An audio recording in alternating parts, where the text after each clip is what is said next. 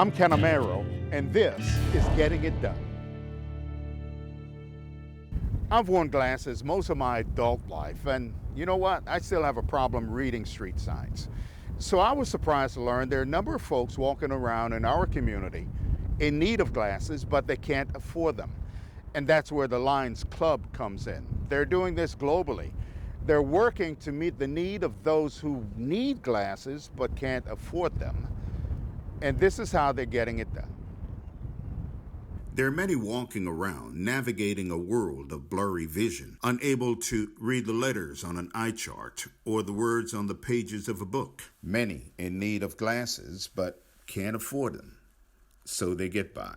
Anybody that needs help. Since 1925, when Helen Keller challenged the Lions Club to be Night of the Blind, the nonprofit has made improving sight and preventing blindness its mission. Tommy Dover is a director with Arlington Lions Club. We've treated people from overseas. A few years ago, the club opened the Arlington Eye Clinic to reach those in need. It usually begins with a free screening. Goes from there to get eyeglasses. If they need surgery, they go get surgery. There was a lady here that had never had glasses. She had spent all of what money she had been able to raise supporting her family, feeding them and clothing them. Charlie made her a pair of glasses. She cried when she put them on. Everything cleared up. You can see colors. You can see things that you've never seen. A partnership with Vision is Priceless is helping them getting it done. In the 6 years that we have been doing this together, we've probably provided close to 5,000 free eye exams and glasses. Cheryl Stakes is with Vision is Priceless, the other nonprofit working to improve vision health here on the First Coast. There is an enormous amount of people who are uninsured for vision insurance. Nonprofits working with doctors who volunteer their services, and they're changing lives. You know, you really don't realize how many things you cannot do if you don't have clear vision.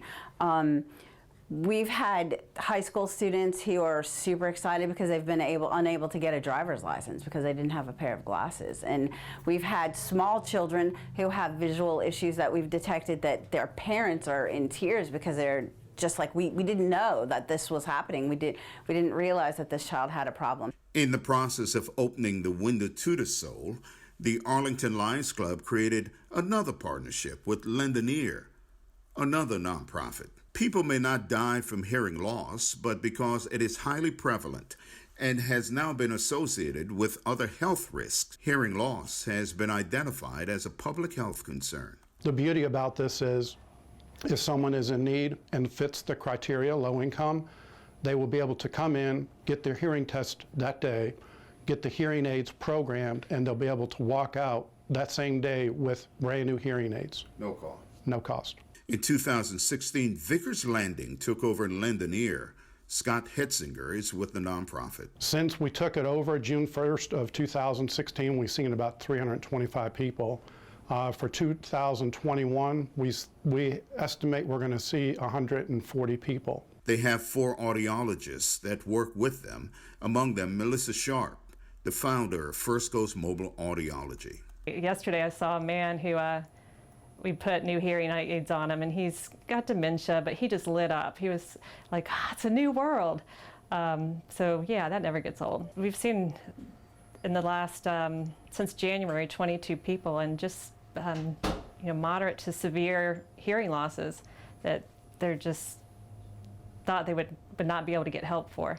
Dr. Sharp tells me hearing loss is progressive, and usually it is a family member who discovers the problem or notices the signs. If you're deprived of hearing speech sounds, your brain forgets how to process those sounds, and your understanding ability will decrease over time. So that's what I really try to encourage people, to not wait too long to do something about your hearing, because there is more to it than just hearing. We got to keep this working. Getting it done. The Arlington Lions Club, working with 2 other nonprofits, Vision is Priceless and Lend an Ear, to accomplish one simple goal: better health. We'll go overboard to help them whatever way we can. And if they can't help you immediately, they say they'll work to get you the help you need. That's just how committed they are to getting it done. Still ahead, it's an East Side institution, and it gave one woman a job and a purpose. He said, I don't usually just hire people and they are not experienced. He said, but it's something about you.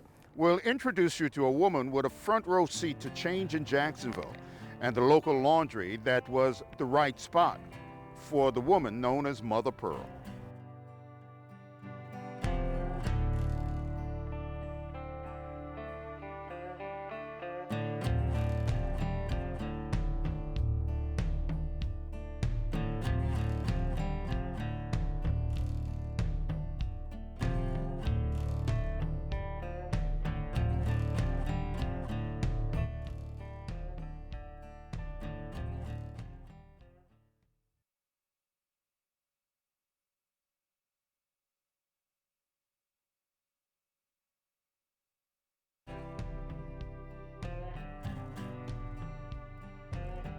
This pandemic has impacted businesses, large and small.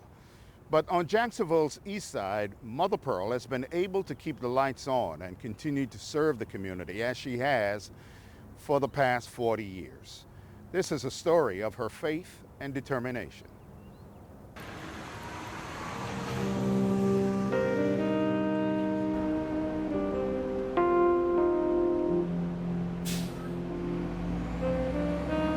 There's been a lot of changes on A. Philip Randolph Boulevard.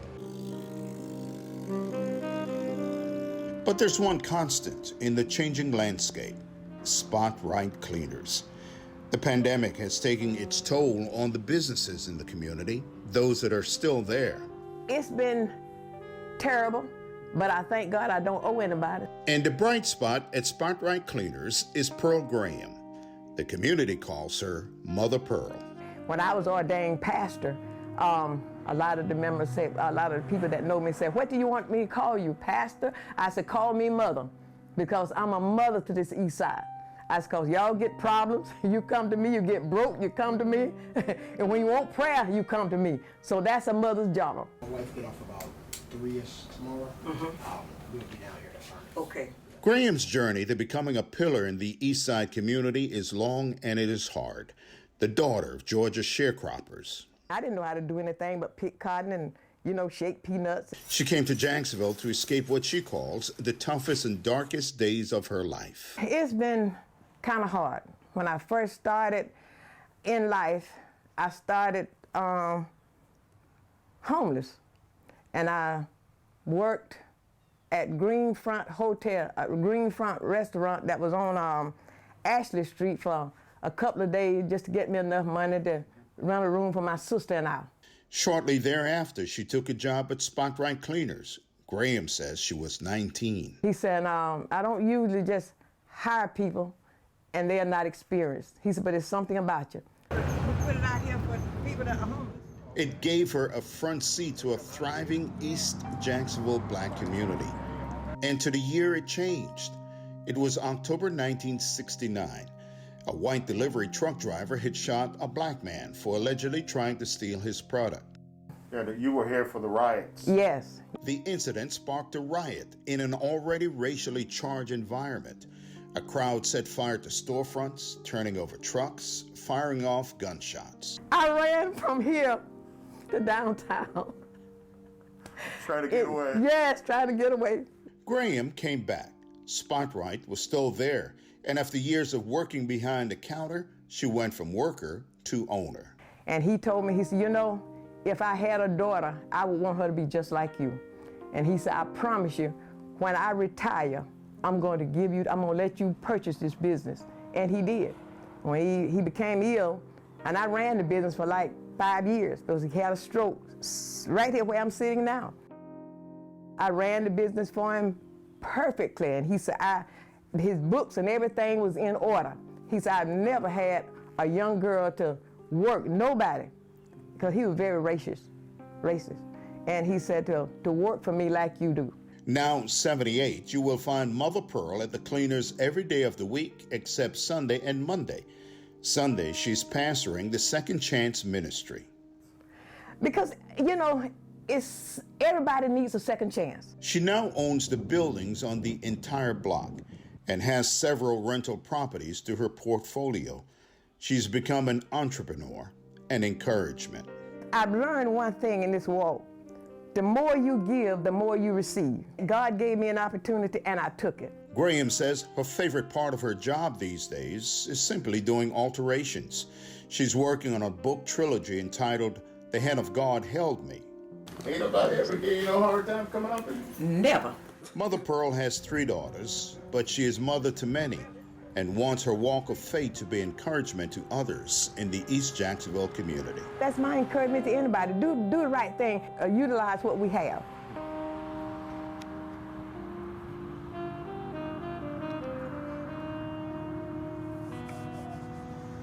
Mother Pearl is 78. Her energy and go-get-it attitude helps her in getting it done, which goes to show that if you're concerned about making changes in your community, age is just a number.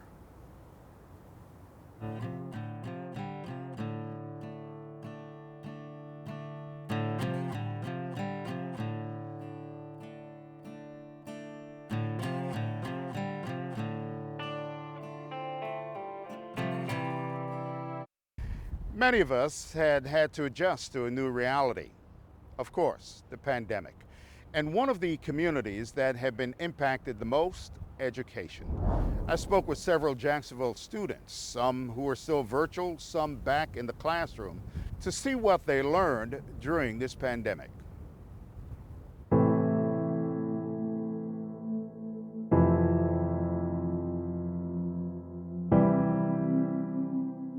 It's been a year since the words coronavirus became a part of our everyday language.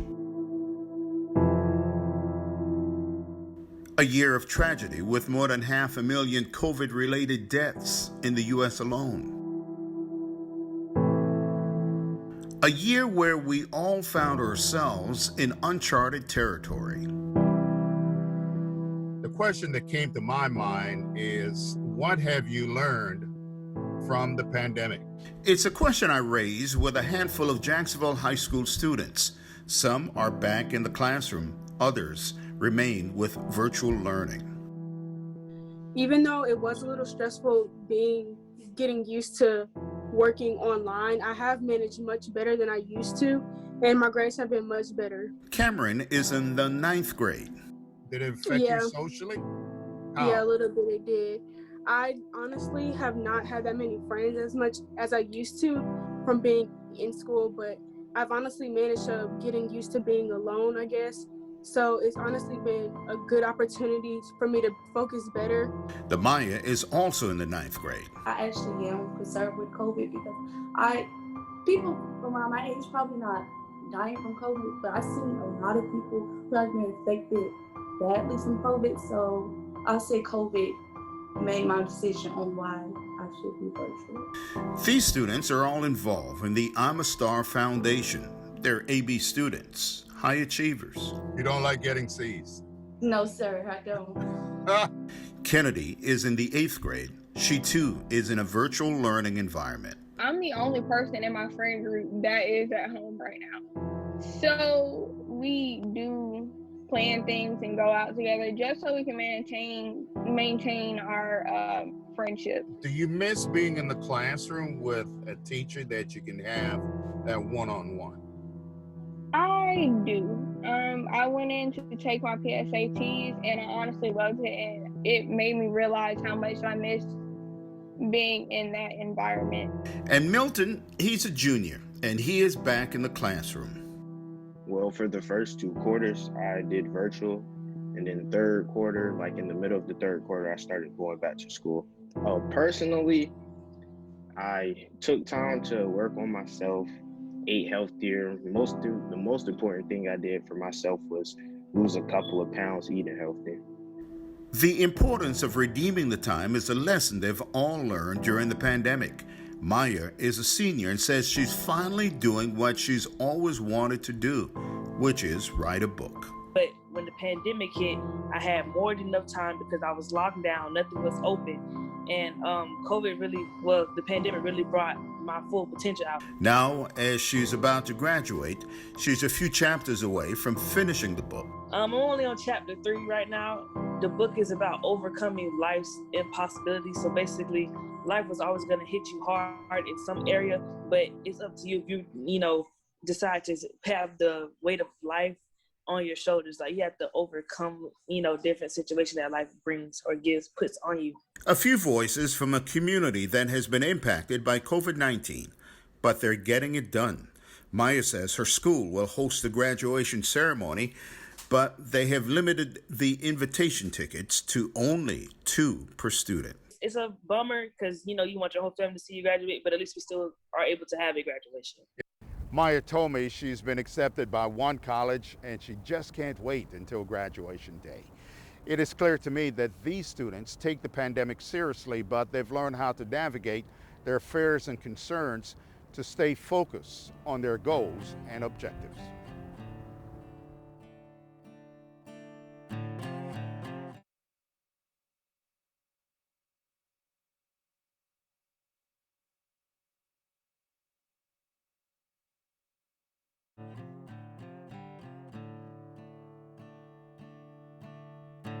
I'm Anthony Austin.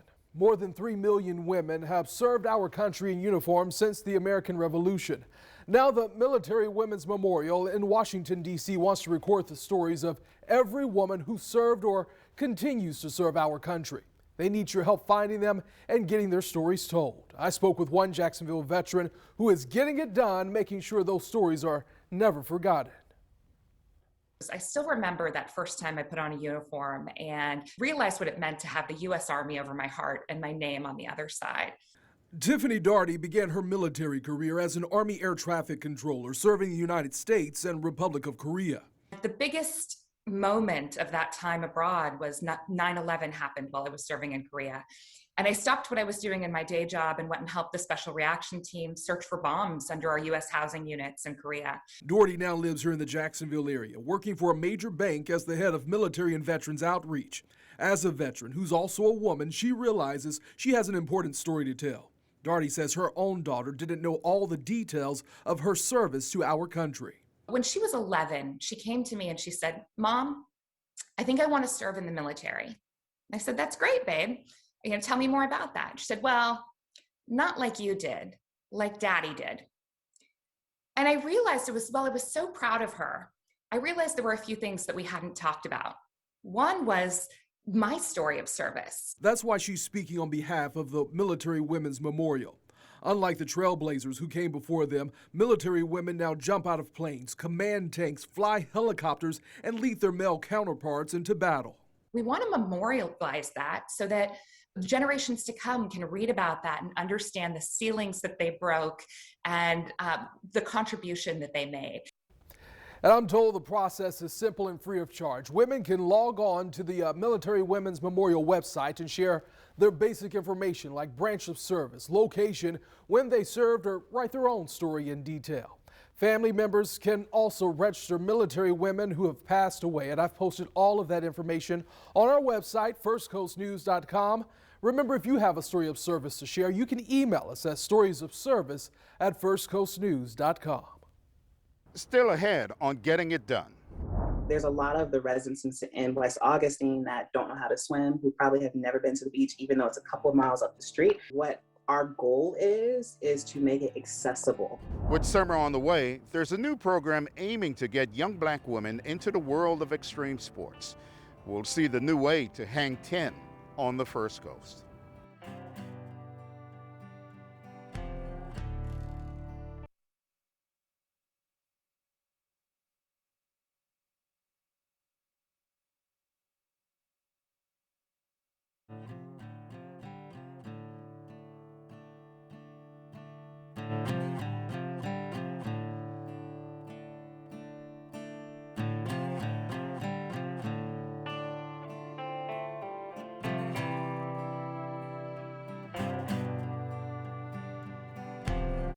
The first records that would recognize surfing date to Polynesian natives as far back as the 12th century, and now surfing has become a very popular sport. When you think of surfers, what comes to mind? Here on the First Coast, there's an effort to expand that scene. Our Jessica Clark spoke with the founder of a group that is giving black girls a chance on the waves.